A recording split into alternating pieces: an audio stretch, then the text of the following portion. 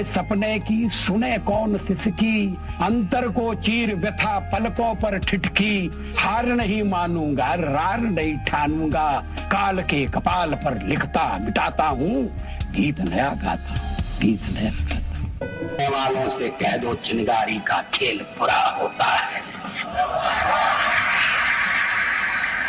इसे मिटाने की साजिश करने वालों से कह दो चिंगारी का खेल बुरा होता है, औरों के घर आग लगाने का जो सपना वह अपने ही घर में सदा खड़ा हो।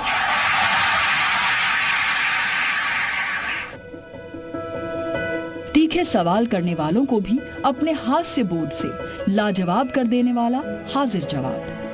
मैं दिल्ली से चुनाव लड़ता तो शायद अमिताभ बच्चन मेरे खिलाफ खड़े हो।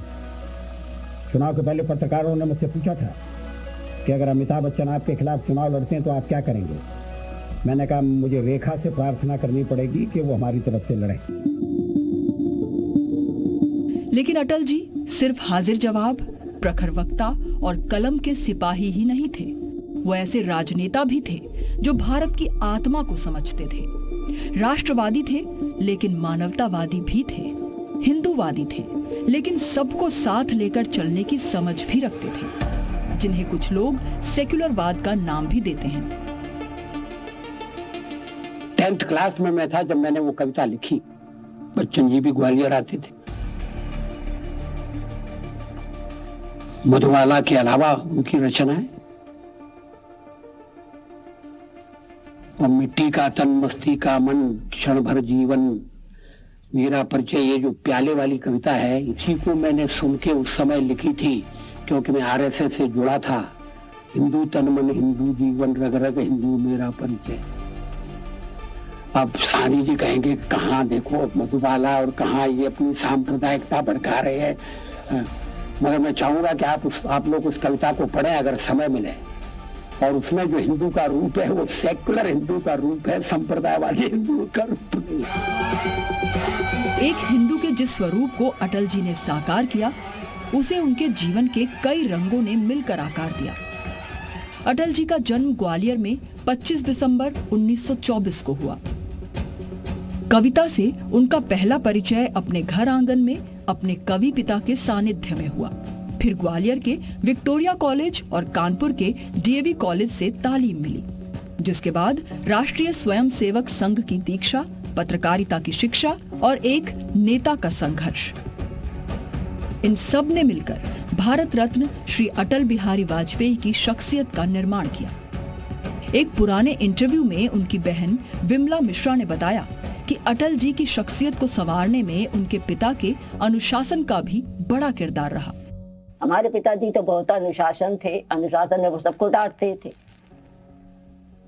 अटल को भी डांटते थे। ये आरएसएस में जाते थे तो हमारे पिताजी सर्विस में थे, सरकारी में, तो कहते थे कि हमको नौकरी से निकाल दिया जाएगा, इस लड़के को रोको। हमारी माँ से कहते थे इस लड़के को रोको, तो माँ कहती थी हम क्या करें, कोई लड़की थोड़ी है तो उसे चूड़ी पहना के घर में बिठा लें। तो ये क्या करते थे, डर के मारे के पड़ोस में कूद जाते थे और फिर हमसे कहते थे खाकी नेकर हमारा फेंक दो, तब इनका खाकी नेकर फेंक देती थी बगल के मकान में से, जो पहन के चले जाते। अटल जी सदा संगठन, पार्टी और राष्ट्र के अनुशासित सिपाही बनकर रहे, लेकिन अपनी सोच को लेकर भी हमेशा आजाद रहे। अपने उसूलों पर अटल रहने वाले अटल जी ने कई बार लीक तोड़ी, नई रीत बनाई, जो आरएसएस और बीजेपी में रहते हुए शायद उन्हीं के लिए संभव था। आम जनता उनको राजनेता के रूप में जानती है, लेकिन व्यक्ति के रूप में जो उनके साथ रहे वही जानते हैं। हाँ, कवि तो हैं ही, और इसीलिए वो किसी राजनीतिक चौखट के अंदर उनको बांधना, ये उनकी प्रकृति के विरुद्ध है। किसी राजनीति की चौखट में ना बंधने की वजह से ही वो राजनीति की हर धारा का संगम उस राजनीति से करा सके जिस पर उनकी शख्सियत की छाप थी। अटल जी ऐसी आम सहमति का निर्माण कर पाते थे। ये बात तब भी दिखी जब उनके नेतृत्व में देश ने वो फैसला किया जिसके बहुत दूरगामी परिणाम थे। मौत से मनुष्य की हमेशा ठनती है, मौत से ठन गई। जूझने का मेरा कोई इरादा न था, मोड़ पर मिलेंगे इसका वादा न था। रास्ता रोककर खड़ी हो गई, ये लगा जिंदगी से बड़ी हो गई। मौत जिंदगी से बड़ी कैसे हो सकती है? 11 मई 1998 दोपहर 3:55 7 रेस कोर्स रोड, प्रधानमंत्री आवास। ड्राइंग रूम में रखे फोन की घंटी बजती है। वाजपेयी जी के chief secretary Brajesh Mishra phone उठाते हैं, जिन्हें वैज्ञानिक काम फतेह होने का संदेश देते हैं। पास के एक कमरे में मौजूद तत्कालीन पीएम अटल बिहारी वाजपेयी, तत्कालीन गृह मंत्री लाल कृष्ण आडवाणी, रक्षा मंत्री जॉर्ज फर्नांडिस, वित्त मंत्री यशवंत सिन्हा और योजना आयोग के उपाध्यक्ष जसवंत सिंह इसी संदेश का इंतजार कर रहे थे। संदेश मिलते ही वाजपेयी जी ने भावुक हो चुके आडवाणी की तरफ देखा और फिर फोन पर वैज्ञानिकों को बधाई देने के लिए बढ़ गए। फोन की घंटी बजने से ठीक 10 मिनट पहले दिल्ली से करीब 721 किलोमीटर दूर राजस्थान के पोखरण रेंज में 3 धमाके हुए। रेगिस्तान के करीब 100 फीट नीचे जमीन थर्रा रही थी। ये धमाके भारत के भूमिगत परमाणु परीक्षणों के थे, जिससे दुनिया में शक्ति का संतुलन बदलने वाला था। India conducted 3 underground nuclear tests in the Pokhran range. Bharat परमाणु शक्ति बन चुका था। अमेरिका के लिए ये एक बड़ा झटका था। सीटीबीटी यानी परमाणु अप्रसार संधि के उल्लंघन का आरोप लगाकर अमेरिका के तत्कालीन राष्ट्रपति बिल क्लिंटन ने भारत पर कई प्रतिबंध लगा दिए।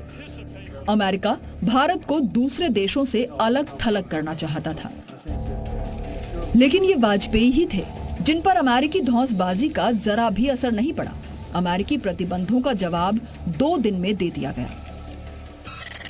13 मई 1998 पोखरण रेंज, 2 परमाणु परीक्षण। एक बार फिर पोखरण का रेगिस्तान थर्रा रहा था। अटल बिहारी वाजपेयी की मजबूत इच्छा शक्ति से अमेरिका भी हैरान रह गया। उसे समझ नहीं आ रहा था कि अटल जी ने इतना बड़ा कदम उठाया कैसे, लेकिन अटल जी के लिए राष्ट्र धर्म सबसे ऊपर था।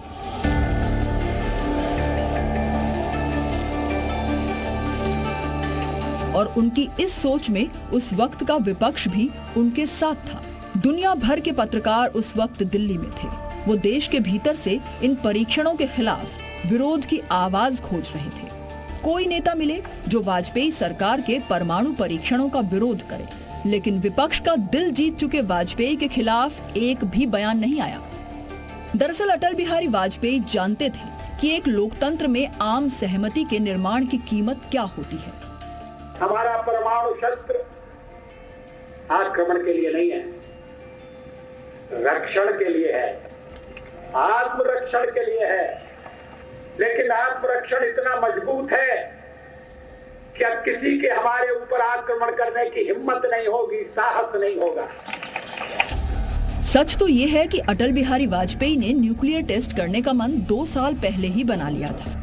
सियासी गलियारों में ये किस्सा मशहूर है कि जब 1996 में वाजपेयी शपथ ले रहे थे, तब पूर्व प्रधानमंत्री नरसिम्हा राव ने उन्हें एक पर्ची पकड़ाई थी। उस समय वो उस जो चिट पकड़ाई गई थी उस पर अटल जी ने कार्रवाई की और उस चिट में लिखा था कि जो काम अधूरा काम मैं नहीं कर पाया उसे आप पूरा करिए, और वो था परमाणु परीक्षण, जो अटल जी ने तुरंत 1998 में प्रधानमंत्री बनते ही किया।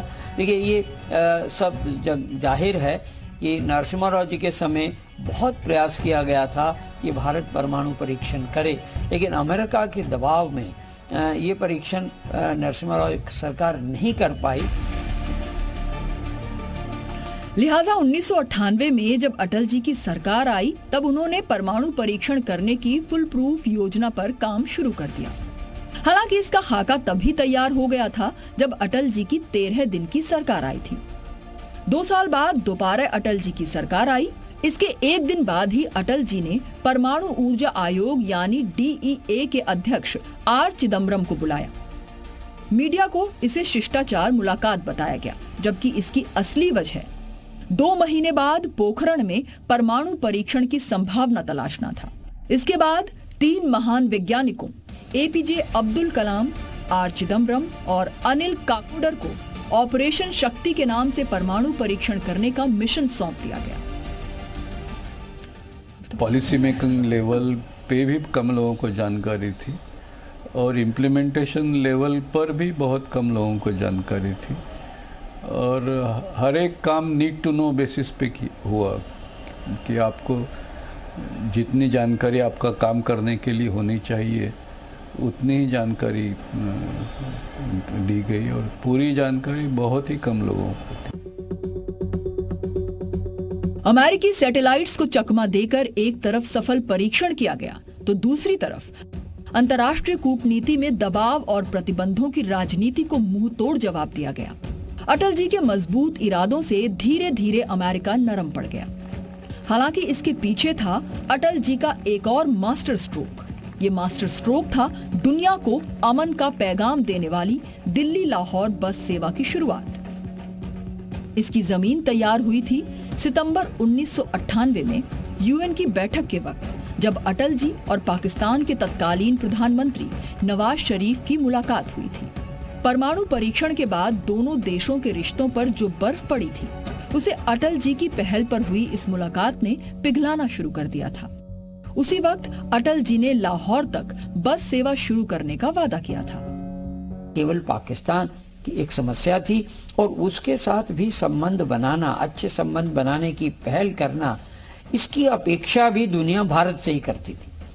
सब बड़े देश ये कहते थे कि भाई आप शांति के लिए आप पहल करिए, आप बड़े देश।